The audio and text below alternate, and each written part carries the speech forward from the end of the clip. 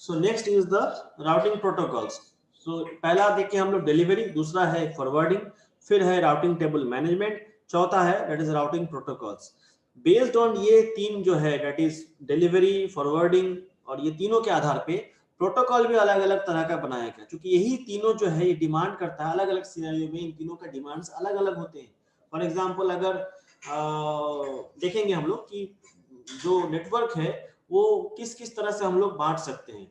सो routing protocols basically दो तरह के होते हैं, पहला है यूनिकास्ट एंड दूसरा है मल्टीकास्ट। यूनिकास्ट का मतलब है कोई एक राउटर है किसी एक पर्टिकुलर मतलब नेटवर्क को वो डेटा को हैंडल करेगा, मतलब फॉरवर्ड करेगा। तो based on the IP address mask के आधार पे वो उस नेटवर्क को राउट एस्टेब्लिश करेगा, उस नेटवर्क पे उस होस्ट तक उस डेटा पैकेट को पहुंचाएगा। मल्टीकास्ट राउटिंग जो कि हमारा है नहीं स्कोप, फिर भी it is responsible to cast multiple routers और मल्टीपल नेटवर्क्स। अलग अलग राउटर्स या फिर अलग अलग नेटवर्क्स को अगर मुझे इंफॉर्मेशन सेग्रीगेट करना है, देना है, इंफॉर्मेशन बांटना है, then we go for multicast routing protocols and they are completely different protocols, बड़े नेटवर्क्स में यूज करते हैं।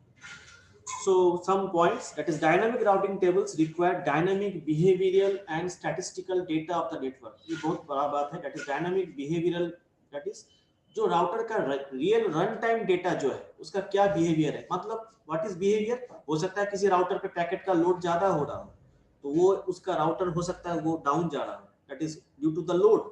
एंड देन जो उसका based on the load balancing, the packets are to be routed through different part of the network। अलग किसी router के पास redirection में भेजना पड़ेगा तो अगर पूरे नेटवर्क का बैलेंस मुझे मेंटेन करना है।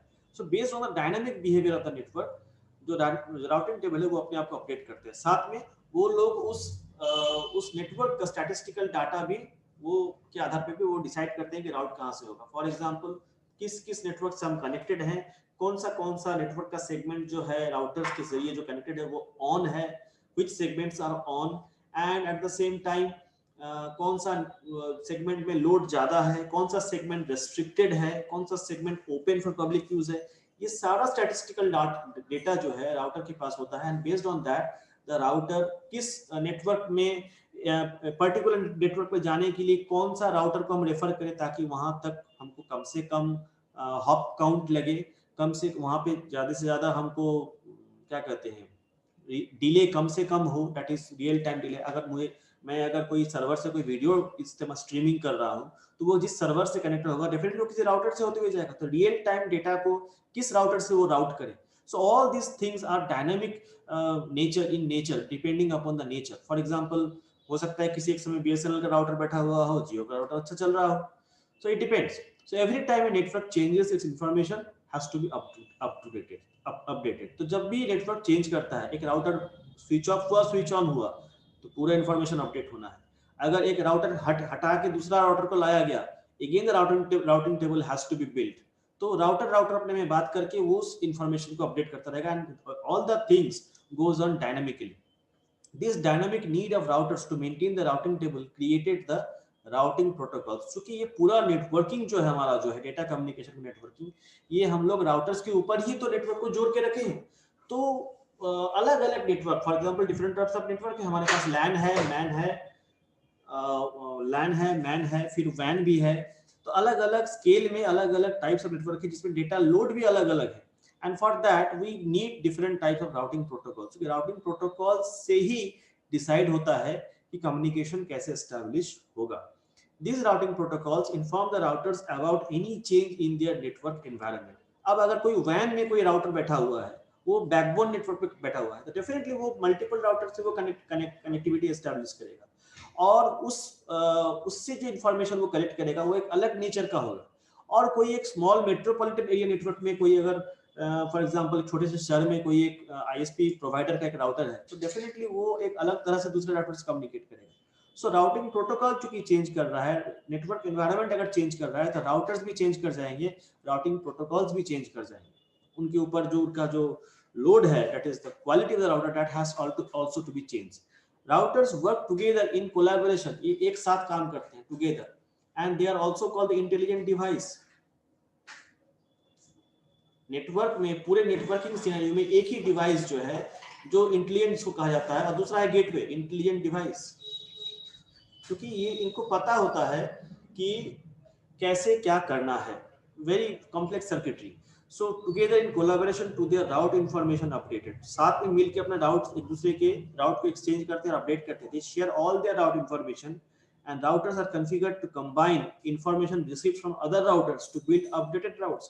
दूसरे राउटर से जो इंफॉर्मेशन मिला है उसको अपने प्रीवियस उसी राउट के आधार पे जो इंफॉर्मेशन था, फॉर एग्जांपल प्रीवियस राउट में मान लो हॉप काउंट था 24, अब जो नया उसी राउटर से फिर नया जो राउट इंफॉर्मेशन आ रहा है तो वो हॉप काउंट शायद हो जा रहा है कि for a particular destination IP की हो जा रहा है कि वो 20 हो गया। इसका मतलब अब जो है उस नोड तक पहुंचने में मुझे कम हॉप काउंट लगेगा, दैट इज 20 हॉप काउंट लगेगा, तो definitely it will be updated. तो दूसरे राउटर से राउटर्स जो है कोलैबोरेशन में काम करते हैं, इंफॉर्मेशन एक्सचेंज करते हैं और बेस्ट रूट को वो अपडेट करते चले जाते हैं। तो वो लोग अलग अलग मैट्रिक्स को यूज करते हैं बेस्ड ऑन दैट कि कैसे हम लोग बेस्ट राउट डिसाइड करेंगे। So what are those things that are being considered while deciding the routes।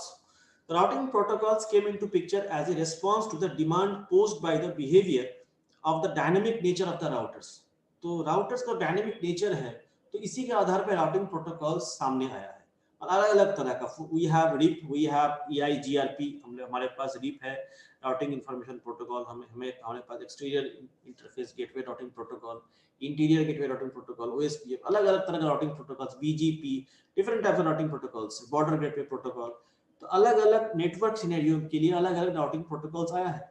Optimisation जो है is a concept that is being applied on the routing circuitry, is a concept that is applied to a router to find an efficient route। कौन सा राउट best है, depending also it also somewhat depends upon the network traffic, किस तरह का वो traffic है और किस तरह का वो क्या कहते हैं क्लाइंट जो है किसी सर्वर से कम्युनिकेट कर रहा है, बीच में राउटर खड़ा है तो किस तरह का रिक्वेस्ट क्लाइंट पोस्ट कर रहा है, कौन सा आईडी से पोस्ट हो रहा है, किस तरह का नेटवर्क में वो क्लाइंट बैठा हुआ है, हो सकता है वो पब्लिक नेटवर्क बैठा हुआ हो या फिर हो सकता है वो हाईली हॉटस्पॉट नेटवर्क में बैठा हुआ हो। तो it depends. So there are so many metrics, लेकिन more or less we are having in general some metrics, for example delay, jitter, that is jitter and delay both are the same thing more or less। Then we have the hop count, these are the basic metrics that is being used by the routers। So finding an efficient route can be based on any metric, किसी भी तरह का metric में हम लोग हो सकते, throughput के आधार पे भी metric पे भी हो सकता है, कितना total amount of data per unit time कितना एफिशिएंटली कौन सा राउट दे सकता है। तो डिपेंडिंग अपॉन द मेट्रिक तो राउट्स डिसाइड होता है। नेक्स्ट कम्स द एक routing protocol does not suit all the metric needs. ऐसा नहीं है कि जो हॉप काउंट में अच्छा होगा वो उसका हो सकता है वो डिले में खराब हो जाए, हो सकता है जिसमें हॉप काउंट अच्छा है लेकिन वो रास्ता जो है वो डिले वाला हो, या फिर हो सकता है जिसका थ्रूपुट अच्छा है जहाँ पे वहां पे हो सकता है मेरा डेटा तो पर यूनिट टाइम ज्यादा भेज सकते हैं लेकिन थोड़ा लेट लग रहा है, या फिर हो सकता है हॉप काउंट ज्यादा हो जाए, थ्रूपुट तो अच्छा है लेकिन हॉप काउंट ज्यादा है। तो ऐसा किसी एक मेट्रिक, सारे मेट्रिक्स को हम ऑप्टिमाइज नहीं कर सकते, किसी एक मेट्रिक को ऑप्टिमाइज करते हैं एंड फ्रॉम और डिपेंड्स कि हम किस सिनेरियो में कौन सा मेट्रिक ज्यादा इफेक्टिव है, मेरे लिए कौन सा इंपॉर्टेंट है, एंड बेस्ड ऑन दैट हमारे पास अलग अलग राउटिंग प्रोटोकॉल्स हैं जो अलग अलग सिनेरियोज में लगते हैं। तो जब हम पूरे नेटवर्क को तोड़ते हैं तो we can divide it into different group of computer systems that are called autonomous systems. autonomous systems, तो that is group of computers and routers can be said as an autonomous system। तो कोई एक network अगर computers और routers मिलकर अगर चल रहा है that is उसका एडमिनिस्ट्रेशन वहां पे है, उस नेटवर्क का राउटर का एडमिनिस्ट्रेशन वहां पे है, वो एक ऑटोनोमस सिस्टम है। तो ये सारे ऑटोनोमस सिस्टम जो है कहीं ना कहीं किसी अथॉरिटी से एडमिनिस्टर्ड होते हैं। तो अगर ऑटोनोमस सिस्टम के अंदर में अगर राउटर्स हैं, मल्टीपल राउटर्स हैं और मल्टीपल होस्ट हैं और वो लोग अगर अपने आप में बात कर रहे हैं, then that is an inter domain communication. That is एक ऑटोनोमस सिस्टम के अंदर में कोई काम हो रहा है with in the boundaries of the routers that define the autonomous system. जो राउटर्स, जो होस्ट उस ऑटोनोमस सिस्टम को डिफाइन करते हैं, उस राउटर्स और उस होस्ट के बाउंड्री में ही सारा काम हो रहा है, then that type of system is called an intra domain routing। तो कोई भी राउटिंग प्रोटोकॉल जब इस बाउंड्री के अंदर में काम करने के लिए बनाया गया है, ऑटोनोमस सिस्टम्स की बाउंड्री के अंदर में काम करने के लिए बनाया गया है, then those protocols are called intra domain routing protocols। लेकिन कुछ प्रोटोकॉल्स ऐसे हैं, फॉर एग्जांपल जो बड़े बड़े ऑटोनोमस सिस्टम को कनेक्ट करते हैं, वैन्स को कनेक्ट करते हैं, जरूरी नहीं है कि वैन्स ऑटोनोमस सिस्टम ही हो, but loosely we can connect those two terms. In that case we can have that, say that it is an inter domain routing protocols वहां पे यूज होंगे. फॉर एग्जांपल अगर ये ऑटोनोमस सिस्टम को इस autonomous system से connect करना हो, so we need something routing protocol that is called inter domain. तो इंटर डोमेन राउटिंग प्रोटोकॉल हमें यहाँ पे यूज करना पड़ेगा. लेकिन अगर अंदर में ही कोई काम करना हो, then we use intra domain routing protocol. तो ये दो तरह का बेसिक राउटिंग प्रोटोकॉल है. So routing protocols intra or inter have administrative distances. तो हर राउटिंग प्रोटोकॉल का अपना एक प्रॉपर्टी होता है जिसका administrative distances. AD is used to rate the trustworthiness कि कौन सा राउटिंग प्रोटोकॉल कितना विश्वस्त है of the routing info, कि वो जो प्रोटोकॉल राउटिंग इन्फो मुझे जनरेट करके दे रहा है राउटिंग टेबल में वो कितना ट्रस्टवर्दी है. तो इस पे डिपेंड करता है कि वो AD का उसका मेट्रिक, उसका वैल्यू कितना है. फॉर एग्जांपल जितना किसी का AD जितना कम होगा मतलब वो उतना ट्रस्टवर्दी है.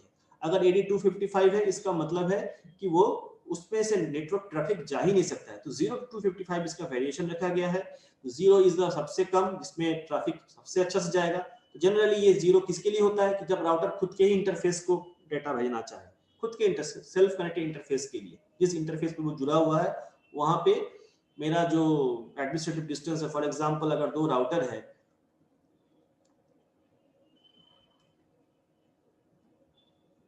फॉर एग्जांपल अगर दो राउटर है